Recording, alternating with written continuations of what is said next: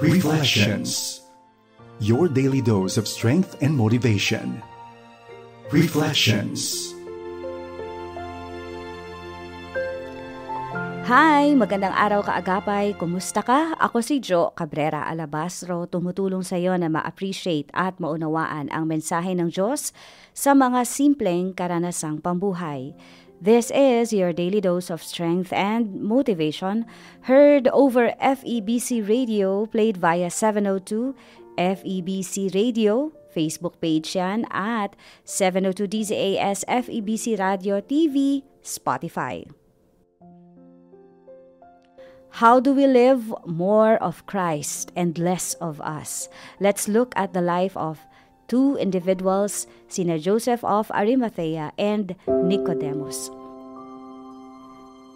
John 19:38-42. Pagkatapos nito, kinausap ni Joseph na taga Arimathea si Pilate kung pwede niyang kunin ang katawan ni Jesus.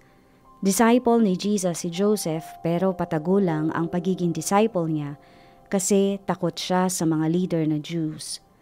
Pinayagan siya ni Pilate kaya pumunta siya doon at kinuha ang katawan ni Jesus. Kasama ni Joseph si Nicodemus na pumunta doon. Siya yung bumisita dati kay Jesus ng gabi. May dala siyang 30 kilos ng pabango na gawa sa pinaghalong myrrh at aloe. Kinuha ng dalawa ang katawan ni Jesus at binalot ito sa telang linen kasama ang mga pabango.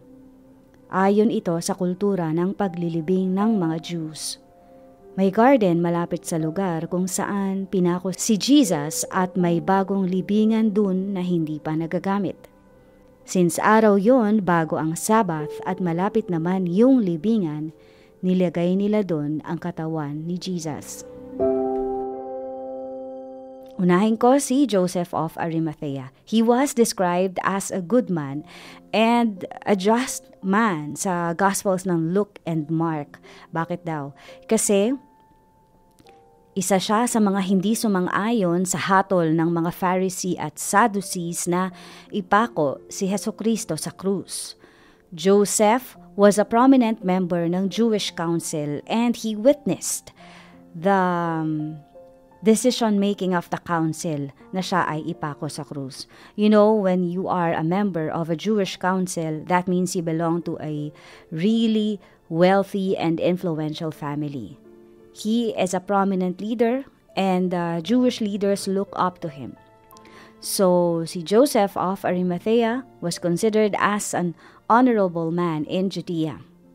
Siya rin ay secret follower ni Christ, na bagamat may panahong hindi niya na ipakita kung gaano niya kamahal si Jesus, ay nagkaroon siya ng malalim na pangunawa sa gospel. And he believed Jesus' account on the cross and his resurrection. Sabi nga sa Mark 15:43, his ultimate goal is to wait for the kingdom of God. And so, he extravagantly showed his love and devotion to Christ even on his death. Nagsimula ito matapos mamatay si Kristo sa krus ng Kalbaryo.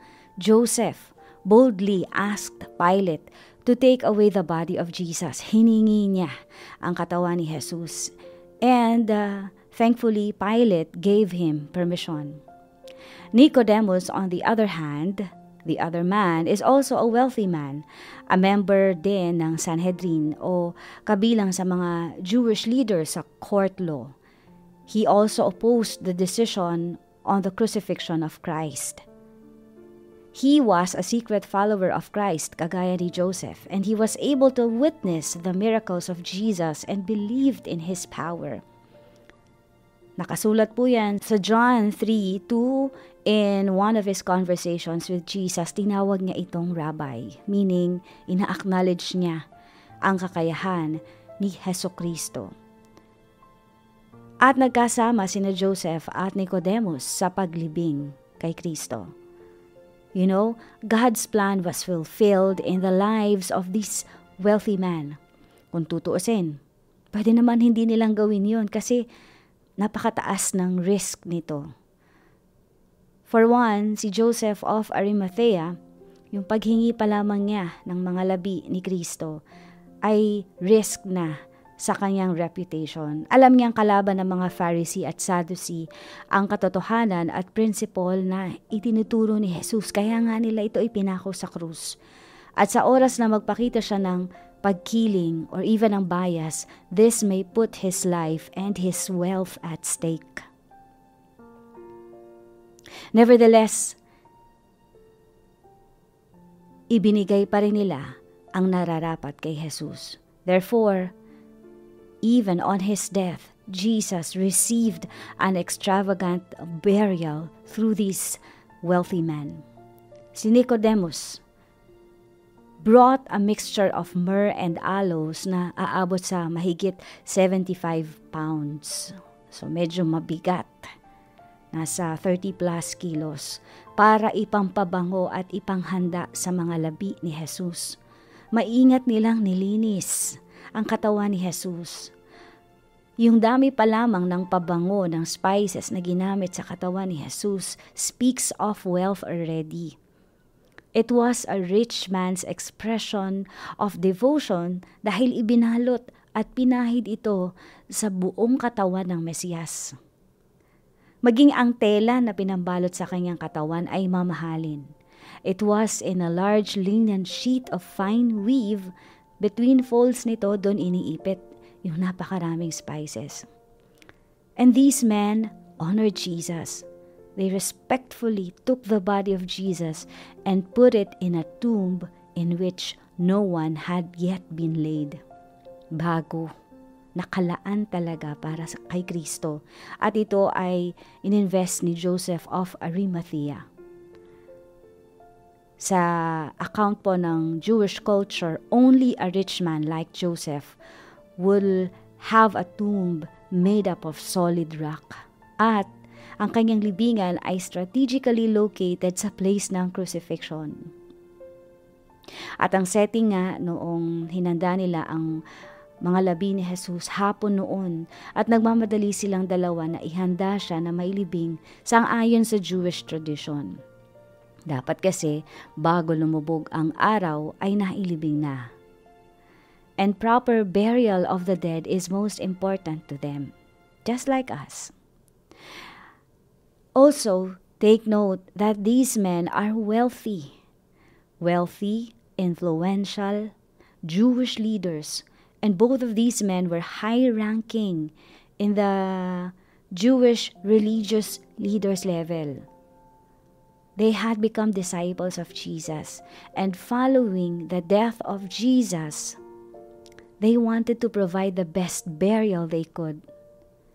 Nag-provide sila ng best na libingan sa private garden ni Joseph, while Nicodemus provided the best spices, myrrh and aloes na hindi typical sa Jewish spices for burial.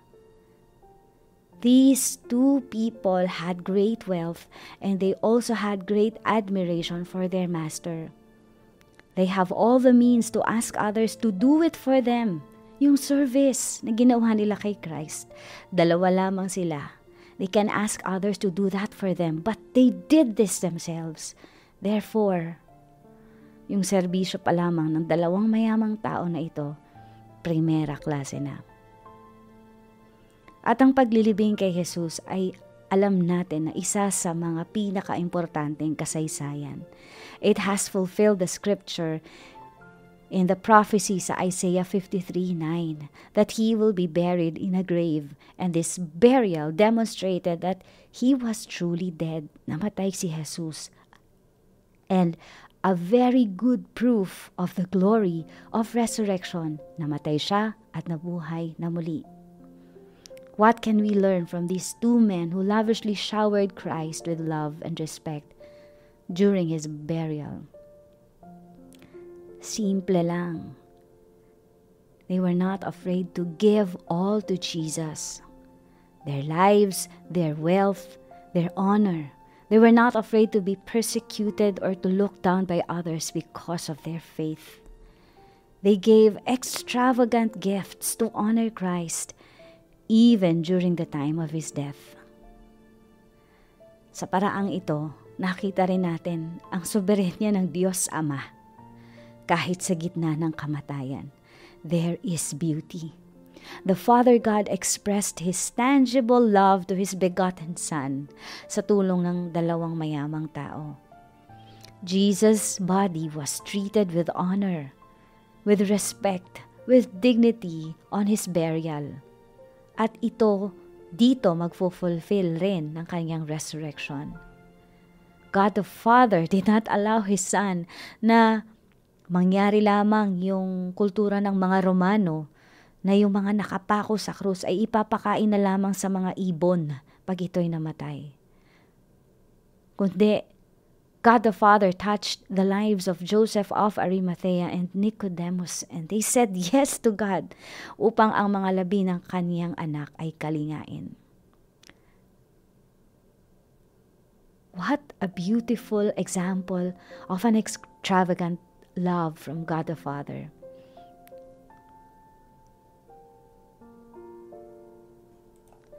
Magandang araw! Ako po si Jo Cabrera Alabastro and you are tuned in to Reflections. Ang atin pong pinag-uusapan ngayong araw na ito ay living a life more of Christ and less of us. At nakita natin yung illustration sa buhay ni na Joseph of Arimathea and Nicodemus na ibinuhos ang kanilang extravagant gifts to honor Christ sa paglilibing sa Kanya. Now the challenge. As we reflect on the amazing story of these two men, Joseph of Arimathea and Nicodemus, who dearly loved Jesus, ano ang sasalaminin nito sa buhay natin? Although Joseph and Nicodemus lived in a circumstance that made it difficult for them na publicly sumunod kay Jesus. May mga instance si Nicodemus sumusunod siya kay Jesus sa gabi kung saan hindi siya nakikita ng mga Pharisee, ng mga Sadducee, ng mga Jewish leader. But they chose to follow Him to their fullest capacity. Sabi po sa Matthew 6:21, "For where your treasure is, there will your heart be also." When these two men used their wealth, their influence, their reputation to bury Jesus, they illustrated that their heart was with God. Jesus was their highest priority. Kaya ibinuhos nila ang kanilang karangyaan, maging nga ang kanilang reputasyon, di ba? Yung pagkakakilanlan sa kanila bilang mga Jewish leader na possibly makakancel sila after what they did. Itinaya nila ito to express their love to Jesus. At literal na inilibing ang kanilang kayamanan. Ginastusan nila ang mga labi ni Jesus. How about you? How do you handle your finances? Ang mga bagay na pinagkakagastusan mo would also reflect on the truth about the things that you love most. Makikita mo ba o ng mga tao kung kasama sa priority mo si Kristo? Do you treat Christ with honor and respect in your life? We all know that the story of Christ did not end in crucifixion. He was glorified in accordance to the plan of God, to what was already written in Isaiah. Hindi nagtapos sa marangyang libingan dahil siya ay nabuhay na muli. And we are serving the living God, the living Messiah. As Jesus of Arimathea and Nicodemus honored Jesus even on His death, let us commit to honor Him with everything we possess. Ano ang meron ka? Ano ang meron sa iyong kamay? Ibigay mo sa Diyos. Yaman man, talent, kakayahan, skills, abilidad, kalusugan, karangyaan, influence, kasikatan. Put Jesus first in your life.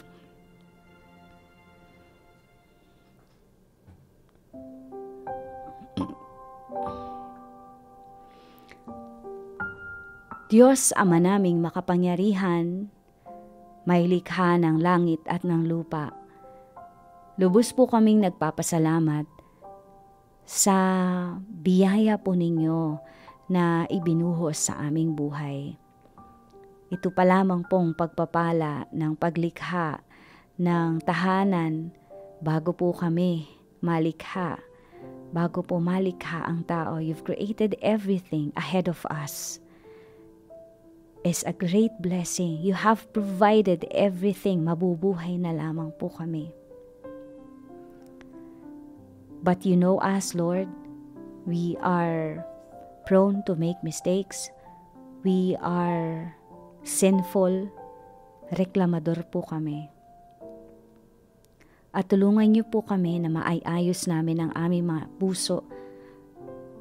Allow us, teach us, Lord, to appreciate so many things that you've given to us. Mga bagay na natitake for granted namin. Pamilya namin, kalusugan, kahit nga yung pandinig o yung kakayahang umuya, magsalita, makarinig. Lahat po ng ito ay biyaya na nagmumula po sa inyo. And we know, Lord, that we can never outgive you because you have loved us first and you've given so much to us. Pero ang nais po namin, sa munti naming pamamaraan, sa limitado naming capacity, na makapagbigay ng glory, ng honor sa inyong pangalan. We offer to you the best that we can have. Ang gawa ng aming mga kamay. Tulungan niyo po kami na ito ay maging bahagi ng aming worship po sa inyo. To bring you glory and to bring you honor. This is our prayer in Jesus' name. Amen.